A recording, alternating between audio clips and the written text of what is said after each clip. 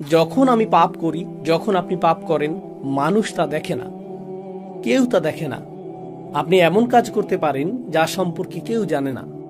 আপনি কারো সামনে চিহ্নিত নন, কোনো ক্যামেরা চালু ছিল না, কোনো সাক্ষী ছিল না, তাই না? মানুষ জানে না, আপনার বাবা মা জানে না, আপনার জীবনসঙ্গী জানে না, আপনার ভাই বোন জানে না, মানুষ জানে না। প্রথম যে শিক্ষা আল্লাহ আমাদেরকে দিচ্ছেন, কে জানলো বা না জানলো তাতে কিছু যায় আসে না। প্রত্যেকবার পাপ করার সময় আপনি যেন আল্লাহর সামনে বিবস্ত্র, আপনি আল্লাহর সামনে উন্মোচিত এবং আপনি নিজের সামনে উন্মোচিত। পাপের দুজন সাক্ষী থাকে। প্রথম সাক্ষী হলেন স্বয়ং আল্লাহ এবং দ্বিতীয় সাক্ষী আপনি নিজে। সেখানে অন্য কেউ ছিল কিনা তা বড় বিষয় নয়। যদি অন্য কেউ সেখানে থাকতো, আপনি লজ্জিত হতেন।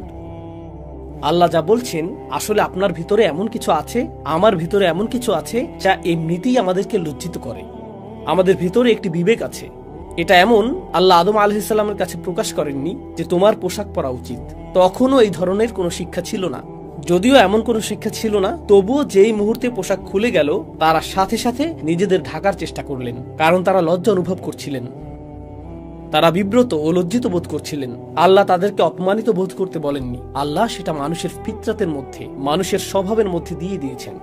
আমার ভিতরে এমন কিছু আছে এবং আপনার ভিতরে এমন কিছু আছে যা বলে যে এটা একটা লজ্জাজনক বিষয়। এজন্য না যে মানুষ জেনে ফেলবে, বরং এটা আমার নিজের আত্মার জন্যই লজ্জাজনক। আমি এমন হতে চাই না, আমি নিজেকে অপমানিত করতে চাই না।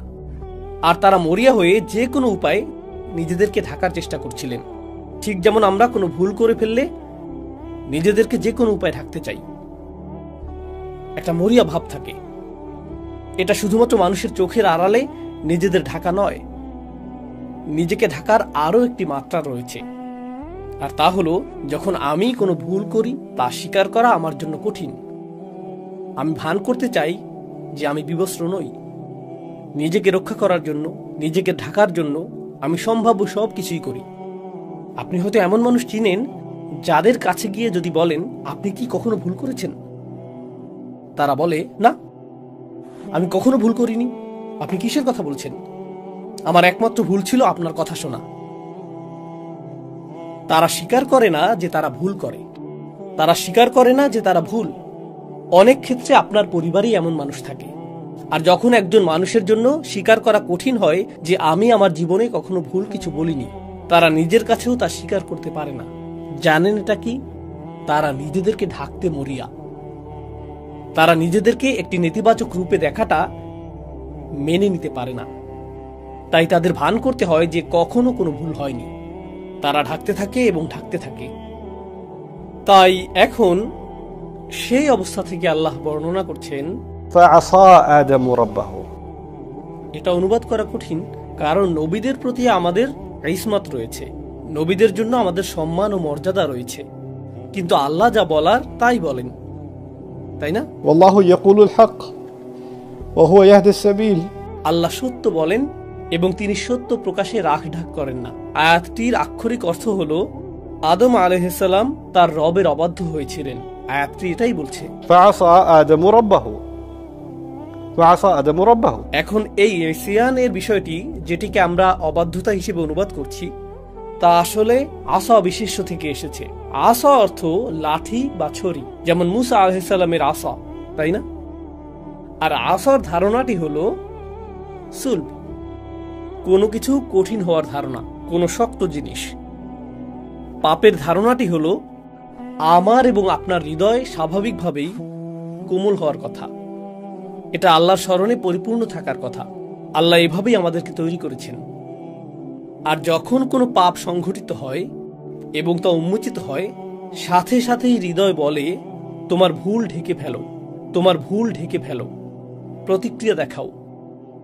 তাই যে মুহূর্তে আমি পাপ করতে যাচ্ছি, সেই মুহূর্তে ক্ষণিকের জন্য আমার হৃদয় কঠিন হয়ে যায়, শক্ত হয়ে যায়। আর আমি নিজেকে বলি, আমি জানি এটা ভুল, কিন্তু এটা আমি করবই, আমি পরোয়া করি না। এটা নিয়ে ভাবা বন্ধ করো, শুধু এগিয়ে যাও, শুধু সামনে চলো। এবং আপনি আপনার ভেতরের ভালোটিকে স্তব্ধ করে রাখেন এবং নিজের বিরুদ্ধে কঠোরতা দেখান। পাপ কাজে লিপ্ত হতে আপনি নিজের বিরুদ্ধে কঠোর হয়ে ওঠেন। ঠিক সেই মুহূর্তে স্থায়ীভাবে নয়, অন্তত সেই মুহূর্তে। তারপর আল্লাহ শুধু এই পর্যন্ত বলে ছেড়ে দেননি যে আদম তার অবাধ্য হয়েছিলেন, তারপর তিনি তওবা করেছিলেন এবং আল্লাহ তাকে ক্ষমা করেছিলেন। আমরা ঘটনাটি জানি, কিন্তু আল্লাহ আরো একটি শব্দ যোগ করেছেন। তিনি বলেছেন فغوى فغوى وعصى آدم ربه فغوى তারপর ثم اجتباه ربه فتاب عليه وهدى। তো গওয়া শব্দটি এখানে কি করছে?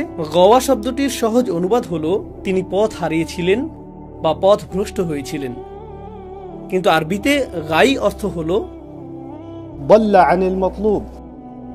যখন একজন ব্যক্তি তার পথ হারিয়ে ফেলে, তার কোথাও যাওয়ার কথা ছিল কিন্তু সে অন্য পথে চলে গিয়েছে। আদম আলাইহিস সালাম যখন সেই ভুলটি করেন, তিনি এক মুহূর্তের জন্য অনুভব করেন, এখন আমি কি করব, আমার কি করা উচিত। প্রসঙ্গত তিনি প্রথম মানুষ এবং কোনো মানুষের দ্বারা সংঘটিত এটাই প্রথম ভুল। আল্লাহ তখনও নাজিল করেননি যে ভুল করলে ইস্তিগফার করো, তাওবা করো, ভুল করলে আল্লাহর দিকে ফিরে এসো, ভুল করলে এই জিকির করো। যখন তুমি ভুল করো এর পুনরাবৃত্তি করো না, আল্লাহর কাছে প্রতিজ্ঞা করো তুমি আর ভুলটি পুনরাবৃত্তি করবে না। যখন তুমি ভুল করবে শুধু মনে রাখবে আল্লাহ আল গফুর আর রহিম, চিন্তা করো না। এর কোনো কিছুই তখনও নাজিল হয়নি, তিনি এর কিছুই জানেন না। আমরা জানি যে আল্লাহ এই বিষয়গুলো নাজিল করেছেন, কিন্তু তার কোনো ধারণাই নেই। তিনি শুধু এটুকুই জানেন যে তিনি জান্নাতে প্রবেশের আগে ইবলিসকে দেখেছিলেন, তিনি পুরো ঘটনাটি দেখেছিলেন। তিনি দেখেছিলেন আল্লাহ হুমকি দিচ্ছেন, আদমের সন্তানদের মধ্যে যারা ইবলিসের অনুসরণ করবে আমি তাদের দিয়ে জাহান্নাম পূর্ণ করব। তিনি শুধু এটুকুই জানেন, তিনি আর কিছু জানেন না। তারপর তিনি শুধু এটুকুই জানেন যে আল্লাহ তাকে জান্নাতে রাখার সময় বলেছেন এই গাছের কাছেও যেও না, শয়তানের অনুসরণ করো না, আর যদি তুমি তা করো তাহলে তুমি ব্যর্থ এবং পথভ্রষ্ট হবে। তিনি শুধু এটুকুই জানেন। তাই যেই মুহূর্তে তিনি পাপ করেছিলেন তিনি জানতেন না আল্লাহ তাকে কিভাবে দেখবেন। আমি কি একজন ব্যর্থ মানুষ? আমার অবস্থান কি এখন ইবলিসের মতোই? আমি কি প্রত্যাখ্যাত? আমি কি পুরোপুরি ব্যর্থ হয়েছি? আমি কি জীবনে ব্যর্থ? এখান থেকে ফেরার কি কোনো পথ নেই? আল্লাহ কি আমার সাথে আর কখনো কথা বলবেন? গোটা জান্নাত আমার কাছে ছিল, শুধু একটি গাছ থেকে দূরে থাকার কথা ছিল, আর আমি সেই একটি গাছ থেকেই দূরে থাকতে পারলাম না। এটা তো কঠিন নির্দেশনাও ছিল না। আমি কিভাবেই ফাঁদে পড়লাম? আমি নিজের সাথে এটা কিভাবে করতে পারলাম? তিনি নিজের উপর রাগান্বিত। তিনি জানেন না নিজের সাথে কি করবেন। যেখানে থাকার কথা ছিল তিনি সেখান থেকে হারিয়ে গেছেন। আমার কোথায় যাওয়ার কথা? পোশাকটি কি কখনো ফিরে আসবে? আমি কি এই পাতা পরেই থাকবো? আল্লাহ আমাকে কি বলবেন? এখানে উদ্বেগ রয়েছে, ভয় রয়েছে, রয়েছে আত্মবিচার, রয়েছে লজ্জা, রয়েছে অপরাধবোধ, রয়েছে অনুশোচনা। আল্লাহ আমাদের শেখাচ্ছেন, কারণ সেই পাপটি আপনাদের প্রত্যেকের জন্য, আমার নিজের জন্য এবং আমার পরিবারের প্রত্যেক সদস্যের জন্য। প্রত্যেকবার পাপ করার সময় একটি শিক্ষা হওয়া উচিত। এখন আমি কি করব? আমার কি করার কথা? আল্লাহ এখন আমাকে কিভাবে দেখবেন? আমি তো ভালো ছিলাম, আল্লাহ আমাকে সম্মান দিয়েছেন, আল্লাহ আমাকে ইসলাম দিয়েছেন, আল্লাহ আমাকে হজ করার সামর্থ্য দিয়েছেন, আল্লাহ আমাকে উমরা করার সামর্থ্য দিয়েছেন। আমি কিভাবে এই ভুল করলাম? আদম আলাইহিস সালামের কথা ভাবুন। আল্লাহ আমাকে এত সম্মান দিয়েছেন, সমস্ত ফেরেশতারা সিজদা করেছিল, আল্লাহ আমাকে জান্নাতে একটি স্থান দিয়েছেন, আল্লাহ আমাকে আমার জীবন সঙ্গী দিয়েছেন, আল্লাহ আমাকে এই সমস্ত রিজিক দিয়েছেন। আমি কিভাবে আল্লাহর অবাধ্য হলাম? আমি কিভাবে তা করতে পারলাম? এটাই গাই। গাই শব্দটির আরেকটি অর্থ হলো فصد عن العيش عليه العيش। আল ফাসাদ আলাইহিল আইশ এর অর্থ কোনো ব্যক্তি আর স্বস্তিপূর্ণ জীবনযাপন করছে না। তার পাপ শুধু পাপেই সীমাবদ্ধ নয়, সে আর নিজের সাথেই থাকতে পারছে না।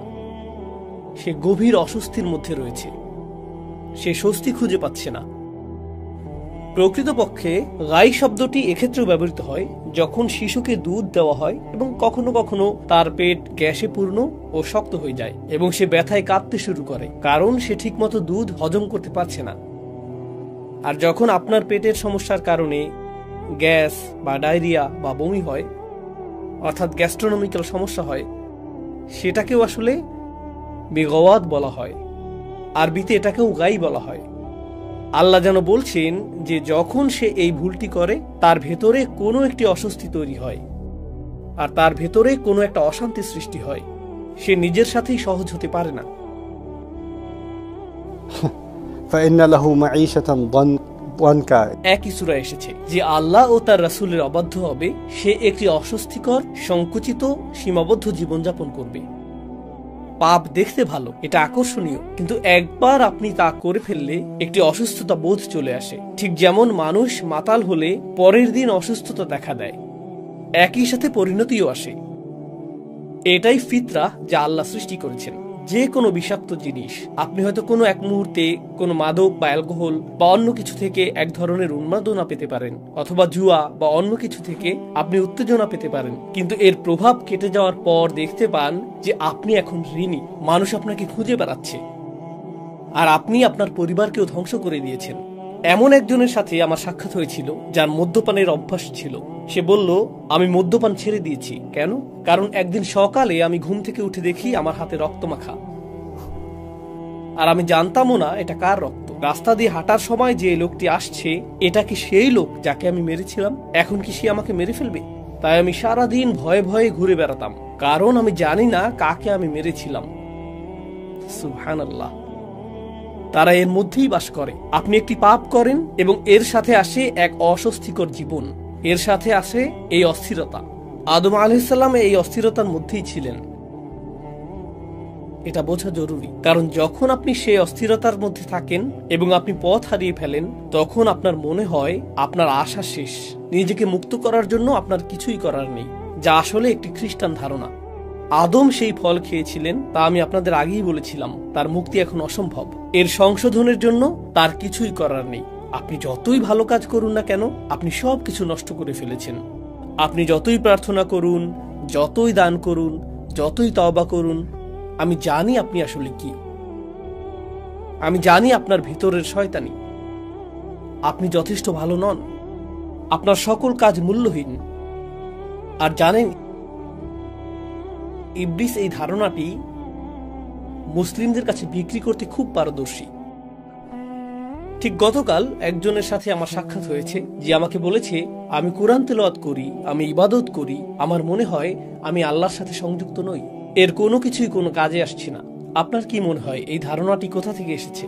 সে এমনকি বলেছে, আমি অন্য মানুষকে দেখি, তারা কোরআন তেলাওয়াত করে, তারা ইবাদত করে, তারা আমার চেয়ে অনেক বেশি ভালো কাজ করে। আপনার এই ধারণা কোথা থেকে আসে? আপনি ভাবেন তারা ভালো কাজ করছে, আর আপনার আমল কোনো কাজেই আসছে না। তুলনার এই ধারণা কে চায় আপনি তুলনা করেন? ইবলিস চায় আপনি তুলনা করেন, কারণ সে তুলনা করেছিল। ইবলিস চায় আপনি ভাবুন আপনি যাই করেন তা যথেষ্ট নয়, কারণ তার উদ্দেশ্য হলো আপনাকে বিশ্বাস করানো যে আপনি যথেষ্ট ভালো নন। আপনি এতটাই ভালো যে সমস্ত ফেরেশতারা সিজদা করেছিল। কিন্তু ইবলিসের কাজ হলো আপনাকে বোঝানো আপনার কোনো কাজই আপনাকে মুক্তি দিতে পারে না, আপনি একটি ভুল করছেন আর আপনি শেষ। কেন? কারণ ইবলিস একটি ভুল করেছিল এবং সে বিশ্বাস করেছিল সে শেষ। সুতরাং সে চায় আপনি তাই বিশ্বাস করুন যা সে বিশ্বাস করে। আসলে এটাই গাই।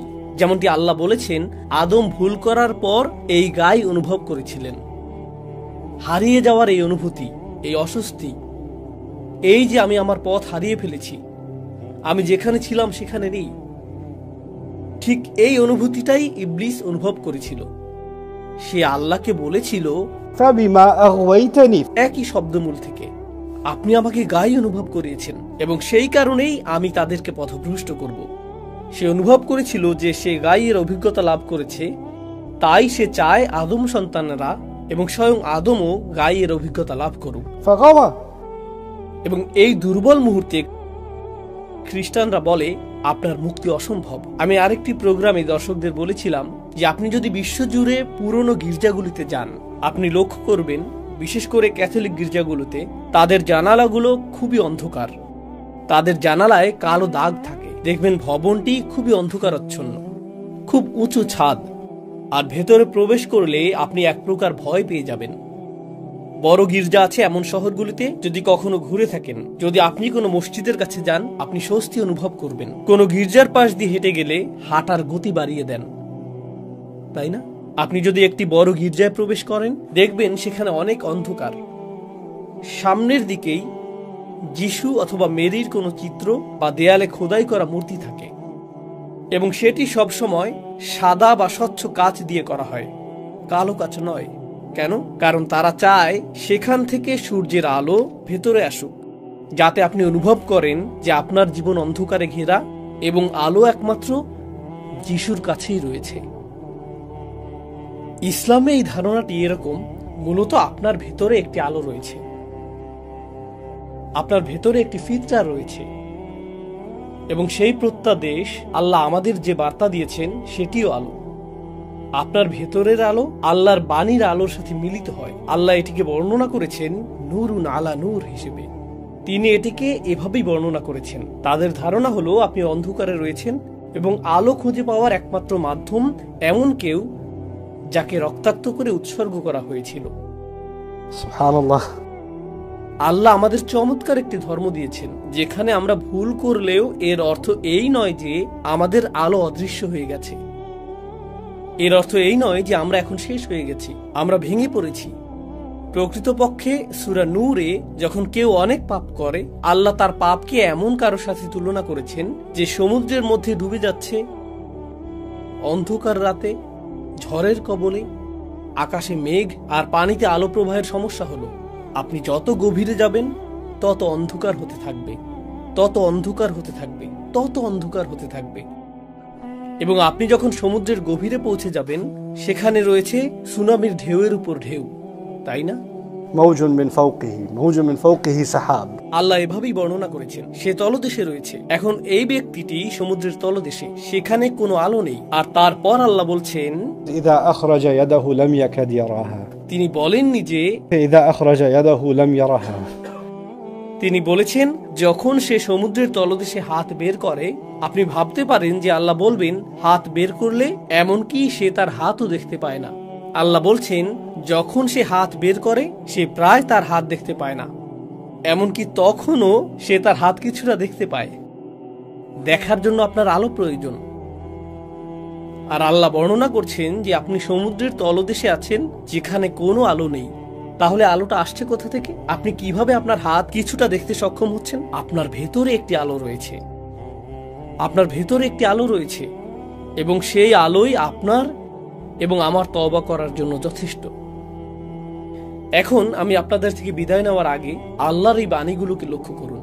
আল্লাহ বলেছেন আদম পিছলে গিয়েছিলেন, তিনি পতিত হয়েছিলেন, তিনি পথ হারিয়েছিলেন আলাইহিস সালাম। তিনি জানেন না তিনি কি করবেন, তিনি এমনকি জানেন না কিভাবে আল্লাহর কাছে ক্ষমা চাইতে হয়, তিনি এমনকি জানেন না যে কি করলে আল্লাহ সন্তুষ্ট হবেন। আর আল্লাহ বলছেন ফাজতাবাহু রাব্বুহু ফাতাবা আলাইহি ওয়া হাদা সুম্মা হাদা। তিনি বললেন সুম্মা ইজতাবাহু রাব্বুহু, অতঃপর তার রব তাকে মনোনীত করলেন, তাকে বেছে নিলেন। বেছে নিলেন কেন? আল্লাহ এমন কাউকে বেছে নেবেন যে ব্যর্থ হয়েছে? আপনি তো সফল মানুষদের বেছে নেন। আপনি এমন কাউকে বেছে নেন যে কিছু অর্জন করেছে, তখনই আপনাকে বেছে নেওয়া হয়। আপনি সেরা মানুষ বেছে নেন। আপনি এমন মানুষ বেছে নেন যারা ভুল করে না। আল্লাহ বলেছেন তিনি আদম আলাইহিস সালামকে ঠিক সেই মুহূর্তে বেছে নেন যখন তিনি ভুলটি করেছিলেন। যখন তিনি ভুলটি করেছিলেন। ভুল করলে আমাদের রব আমাদেরকে ত্যাগ করেন না। প্রকৃতপক্ষে সেই মুহূর্তেই তিনি আমাদেরকে বেছে নেন। তাহলে এর অর্থ কি? তিনি আমাদেরকে এমন বাণী শিখানোর মাধ্যমে বেছে নেন যা আমরা তার কাছে প্রত্যাবর্তনের জন্য বলতে পারি। এটা আল্লাহর পক্ষ থেকে একটা সম্মান। অধিকাংশ মানুষ জানে না কিভাবে সৃষ্টিকর্তার কাছে ফিরে আসতে হয়, তারা জানে না। এবং আদম আলাইহিস সালামকে সেই শব্দগুলো দেয়া হয়েছিল, রব্বানা যালামনা আনফুসানা ওয়া ইল্লাম তাগফির লানা ওয়া তারহামনা লানাকুনান্না মিনাল খাসিরিন। তাকে এই অসাধারণ শব্দগুলো প্রদানের জন্য বেছে নেওয়া হয়েছিল। আমরা নিজেদের উপর জুলুম করেছি, আর আপনি যদি আমাদের ক্ষমা না করেন এবং আপনার করুণা না দেখান, তবে আমরা অবশ্যই ক্ষতিগ্রস্তদের অন্তর্ভুক্ত হব। কি চমৎকার কথা! আদম আলাইহিস সালামকে জান্নাত থেকে বের করে পৃথিবীতে নামিয়ে দেয়া হয়েছিল। আদম আলাইহিস সালাম আল্লাহর অবাধ্য হয়েছিলেন, তার পোশাক খুলে নেওয়া হয়েছিল। আদম আলাইহিস সালামের সাথে অনেক লজ্জাজনক ঘটনা ঘটেছে, এবং সেই সমস্ত লজ্জার শেষে তিনি এই শব্দগুলোর মাধ্যমে আল্লাহর দিকে ফিরেন এবং বলেন, হে আল্লাহ, আপনি যদি ক্ষমা না করেন এবং রহমা প্রদর্শন না করেন, আমি ক্ষতিগ্রস্তদের অন্তর্ভুক্ত হব। এর অর্থ কি? আমি এখনো ক্ষতিগ্রস্তদের অন্তর্ভুক্ত নই। যা কিছু ঘটেছে এখনো আমি খসির নই, এখনো ক্ষতিগ্রস্ত নই। আমি ক্ষতিগ্রস্ত হব যদি আপনি আমাকে ক্ষমা না করেন। তিনি বিশ্বাস করেন না যে আল্লাহ তাকে ক্ষমা করবেন না, বা তিনি ক্ষমার অযোগ্য, তিনি তা বিশ্বাস করেন না। আল্লাহ তাকে এই শব্দগুলো দিয়েছেন এটা জানানোর জন্য যে তোমাকে ক্ষমা চাইতে হবে। খ্রিস্টান ধারণাটি হলো তুমি ক্ষমার অযোগ্য। ইহুদি ধারণাটি ছিল তোমার ক্ষমা চাওয়ারই প্রয়োজন নেই, ঈশ্বর তোমাকে অনেক বেশি ভালোবাসেন, তিনি নিজে থেকেই ক্ষমা করে দিবেন। আদমকে বলা হচ্ছে তোমার ক্ষমা নিশ্চিত নয়, বরং তোমার শাস্তিও নিশ্চিত নয়, তোমাকে দেখাতে হবে যে তুমি সত্যি অনুতপ্ত। সুতরাং তুমি যা করেছো তার জন্য তোমাকে দায়িত্ব নিতে হবে। রব্বানা যালামনা আনফুসানা, আমি দায়িত্ব নিচ্ছি, হে আল্লাহ আমরা নিজেদের প্রতি জুলুম করেছি, এখন আমরা আপনার ক্ষমা চাই, আর যদি আমরা আপনার ক্ষমা না পাই তবে আমরা ক্ষতিগ্রস্তদের অন্তর্ভুক্ত হব। وإن لم تغفر لنا وترحمنا لنكونن من الخاسرين। সুতরাং আল্লাহ বলেন ফাতাবা আলাইহি, যখন আপনি আন্তরিকভাবে আল্লাহর দিকে ফিরেন তখন ভুলটা কি ছিল তা কোনো বিষয় নয়, কিন্তু ভুলের আগে এবং ভুলের পরে দুটি ভিন্ন জীবন। ভুলের আগে তিনি ছিলেন জান্নাতে, ভুলের পরে তিনি পৃথিবীতে, তাই না? ভুলের আগে আপনি যা খুশি খেতে পারতেন, যেখানে খুশি যেতে পারতেন, إنك لا تظمأ فيها ولا تضحى। কোনো তৃষ্ণা নেই, ক্ষুধা নেই, এটা ছিল ভুলের আগের জীবন। ভুলের পরে ছিল পরিশ্রম, পরিবর্তিত আবহাওয়া, বিপদ আপদ, জীবন এখন ভিন্ন। আপনি হয়তো বলতেন আল্লাহ আমাকে কত ভালোবাসতেন, জান্নাত ছিল আমার, আর এখন আমাকে এই পৃথিবীতে থাকতে হচ্ছে, জীবন এখানে কঠিন, ইস আমি যদি কখনোই ভুল না করতাম। না না না না না না, আপনি অনুশোচনা নিয়ে পেছনে ফিরে তাকান না এবং বলেন না আমি পড়ে গিয়েছিলাম। এর অর্থ শুধুমাত্র এই যে একটি ভুলের পরে আল্লাহ আপনাকে একটি নতুন বাস্তবতা দেন এবং এখন আপনাকে সেই নতুন বাস্তবতার মুখোমুখি হতে হবে। আগামীকাল হবে আরেকটি বাস্তবতা, পরশু হবে আরেকটি বাস্তবতা। প্রতিটি নতুন বাস্তবতার সাথে আপনি হয়তো ভিন্ন ধরনের ভুল করার চ্যালেঞ্জের সম্মুখীন হবেন। আপনি এবং আমি যখন জীবনে যাত্রা অব্যাহত রাখব, নতুন ধরনের চ্যালেঞ্জ আসতে থাকবে, নতুন ধরনের ভুলের সুযোগ আসতে থাকবে এবং আমরা সেগুলো এড়ানোর জন্য সর্বোচ্চ চেষ্টা করব। কিন্তু কখনো কখনো আমরা পিছলে যাব এবং পড়ে যাব। আর যখন আমরা পিছলে যাই এবং পড়ে যাই, আমরা বলবো না যে ইস গত রমজান আমি কত ভালো ছিলাম, আমি জানি না এখন আমার কি হয়েছে, আমি যখন হজ করেছিলাম তখন অনেক ভালো ছিলাম, আমি আল্লাহর অনেক কাছাকাছি ছিলাম, জানি না কিভাবে সব তালগোল পাকিয়ে ফেলেছি, আমি এখন একজন ব্যর্থ মানুষ। আপনি পেছনে ফিরে তাকাতে থাকবেন না এবং বলবেন না যে আগের অবস্থা ভালো ছিল, এখন কি হলো। কারণ যদি তেমনটা ঘটতো, আদম আলাইহিস সালাম পেছনে ফিরে তাকাতেন, ও মাই গড জান্নাতের ফল কত চমৎকার ছিল, এখন আমাকে এই কলা খেতে হচ্ছে। তিনি জীবনকে সেভাবে দেখেননি, তিনি শুধু বুঝেছেন আল্লাহর কাছ থেকে তার শুধুমাত্র এখন ক্ষমাই প্রয়োজন এবং সেই ক্ষমা পাওয়ার সবচেয়ে সহজ উপায় হলো শুধু আন্তরিকভাবে আল্লাহর কাছে ক্ষমা চাওয়া এবং নিজের জীবন নিয়ে এগিয়ে যাওয়া, সামনে এগিয়ে চলা, পেছনে নয়, সামনে এগিয়ে যাওয়া। তিনি এমনকি আল্লাহকে কখনোই জিজ্ঞেস করেননি হে আল্লাহ আমি কি জান্নাতে ফিরে যেতে পারি, আমি দুঃখিত আমি কি ফিরে যেতে পারি। তিনি তা করেননি, কারণ আল্লাহ মানুষকে পেছনে যাওয়ার জন্য তৈরি করেননি, আল্লাহ মানুষকে সামনে যাওয়ার জন্য তৈরি করেছেন। আমরা এগিয়ে যাই, আমরা পেছনে যাই না। সুতরাং ওয়া ইল্লাম তাগফির লানা ওয়া তারহামনা লানাকুনান্না মিনাল খাসিরিন, যখন তিনি তওবা করলেন আল্লাহ বলেন ফাতাবা আলাইহি, আল্লাহ তার তওবা কবুল করলেন। আল্লাহ বলেননি আমাকে তোমার এত কুরবানি এবং এত রক্ত এবং এত কিছু দিতে হবে, না না না না, কোনো জটিলতা নেই। যখন আপনি আল্লাহর কাছে ফিরে আসেন এবং ক্ষমা চান, এটুকুই যথেষ্ট, এটা যথেষ্ট, তওবা সম্পূর্ণ। এবং শুধু তাই নয়, এরপর আল্লাহ বলছেন ওয়াহাদা, তারপর আল্লাহ তাকে পথ দেখিয়েছেন। ঠিক আছে, তুমি যে ভুল করেছো আমরা এখন তা পার করে এসেছি, বরং এখন থেকে আমি তোমাকে তোমার জীবনযাপনের জন্য নির্দেশনা দিচ্ছি, এখন থেকে আমি তোমাকে সাহায্য করছি, আমি তোমাকে আবার উঠে দাঁড়াতে সাহায্য করছি। এটি এমনই চমৎকার ধর্ম যে যখন কোনো ব্যক্তির পদস্খলন ঘটে আল্লাহ তাকে বেছে নেন, ফাজতাবাহু সুম্মা ইজতাবাহু রাব্বুহু, তারপর তিনি তার তওবা কবুল করেন। তিনি বলেন কোনো সমস্যা নেই, তিনি শুধু তার তওবাই কবুল করেন না, তিনি তাকে নতুন উচ্চতায় নিয়ে যান। ইয়ারফা'ুল্লাহু আল্লাযীনা আমানু মিনকুম ওয়াল্লাযীনা উতুল ইলম দারাজাত, আল্লাহ তোমাদের মর্যাদা বৃদ্ধি করবেন। তোমাদের মর্যাদা বৃদ্ধি করার অর্থ কি? তোমরা আগে নিম্নতর মর্যাদায় ছিলে, তারপর তোমরা আরো উঁচুতে উঠবে। আপনি যদি ইতিমধ্যে উঁচুতে থাকেন তখন তো আর উপরে ওঠার প্রয়োজন নেই, উঁচুতে যাওয়ার জন্য আপনাকে নিচু কোনো স্থানে থাকতে হবে। তাই যখন আমরা ভুল করি আমরা আল্লাহর আরো নিকটবর্তী হওয়ার সুযোগ পাই, আমরা হেদায়েতের পথেই নিজেকে প্রতিজ্ঞাবদ্ধ রাখার সুযোগ পাই। শুধু তওবার দোয়া করাই যথেষ্ট নয়, এটা যথেষ্ট নয়। এই বিষয়টি দিয়েই আমি উপসংহার টানছি। আয়াতটি বলছে আমাদেরকে আল্লাহর কাছে ক্ষমা চাইতে হবে এবং তারপর আমাদেরকে আল্লাহর হিদায়াত গ্রহণ করতে হবে। এর দুটি অংশ, ক্ষমা চাও এবং তারপর তার হিদায়াত গ্রহণ করো। আদম আলাইহিস সালামকে পৃথিবীতে পাঠানোর সময়ও তিনি এটাই বলেছিলেন, فإما يأتينكم مني هدى فمن تبع هدايا فلا خوف عليهم ولا هم يحزنون। অবশ্যই হিদায়াতের প্রতি প্রতিজ্ঞাবদ্ধ থাকবে। এই আয়াতেও তিনি তার তওবা কবুল করেছেন এবং তারপর তাকে হিদায়াত দিয়েছেন। অনেক মুসলিমের ক্ষেত্রে যা ঘটে, তারা কোনো হিদায়াত ছাড়াই তওবার প্রতি আসক্ত হয়ে পড়ে। আমি পাপ করেছি, তাই এই বছর আমাকে উমরা করতে হবে। আচ্ছা, এটাই আপনার তওবা? দারুণ। আমি ইতিকাফে বসবো, এটাই আমার তওবা। আর তারপর একই ভুল, তারপর তওবা, তারপর একই ভুল, তারপর তওবা। এখানে যা অনুপস্থিত তা হলো তওবার পরে হিদায়াতের প্রতি প্রতিজ্ঞাবদ্ধ হওয়া উচিত, তাই না? সেই অংশটি অনুপস্থিত। তাই আপনি তওবা এবং পাপের মধ্যে দুলতে থাকেন। আল্লাহ বলেছেন, وليست التوبة للذين يعملون السيئات। তওবা তাদের জন্য গ্রহণযোগ্য নয় যারা একই পাপ বারবার করতে থাকে। আপনি এটা নিয়ে তামাশা করছেন, আপনি পাপ করেই যাচ্ছেন, এরপর তওবা করছেন, এরপর করেই যাচ্ছেন, আর তওবা করছেন। নিজেকে বিকশিত করছেন না, আপনি ভুল থেকে শিক্ষা নিচ্ছেন না। আপনাকে ভুল থেকে শিখতে হবে, এটিকে আপনার শিক্ষা হিসেবে দেখতে হবে। এখন আপনার কাছে হিদায়াত রয়েছে, আপনি পরবর্তী পদক্ষেপ গ্রহণ করুন। আগামীকাল হয়তো ভিন্ন ধরনের ভুল হবে, কিন্তু আপনি যদি একই ধরনের ভুলের পুনরাবৃত্তি করতে থাকেন, এর অর্থ আপনি এবং আমি শিখতে অস্বীকৃতি জানাচ্ছি। এর অর্থ এটাই, সেক্ষেত্রে আমরা আল্লাহর হিদায়াত গ্রহণ করছি না। সুতরাং আমি প্রার্থনা করি আল্লাহ যেন আমাদেরকে হতাশায় নিমজ্জিত না করেন যখন আমরা ভুল করি, যেমনটি খ্রিস্টানরা করে থাকে। আমরা যেন এমন মানুষ না হই যারা মনে করে আমরা যদি চরম বেদনার মধ্যে দিয়ে না যাই, আল্লাহ আমাদের ক্ষমা করবেন না, কারণ এই ধর্মটি তেমনটা নয়। একই সাথে আমি আশা করি আমরা যেন এমন মানুষ না হয়ে যাই যারা তওবাকে হালকা ভাবে নেয়, যেমনটি অন্যান্য জাতিরা করেছিল। তাদের এর প্রয়োজন নেই। এটা প্রায় এমন যেন এটা স্বয়ংক্রিয়ভাবে দেওয়া হবে। আমরা তো এমনিতেই বাছাইকৃত জাতি।